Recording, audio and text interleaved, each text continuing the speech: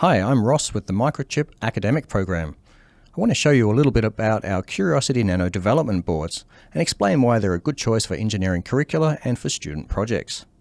Curiosity Nano development boards are small, low-cost dev boards that are available for PIC, AVR and SAM ARM Cortex-based microcontrollers. It makes it feasible for students to own their own boards and also for professors to have flexibility in their choice of MCU architecture for their course.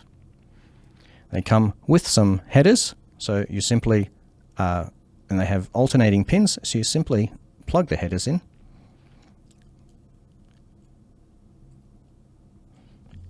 And you can plug it straight into your breadboard and start working with it.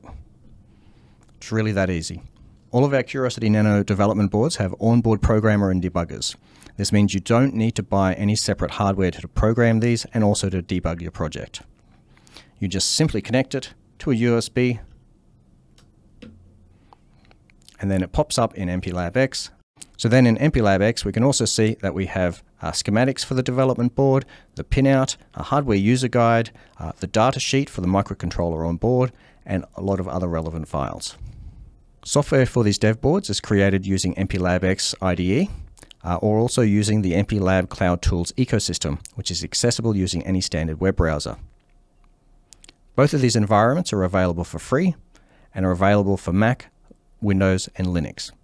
MPLab X also has an Arduino import tool, so if you've been working on an Arduino project with the AVR DX series of microcontrollers, you can simply pull that project in to MPLab X, set breakpoints, and do debugging. It makes your life much easier.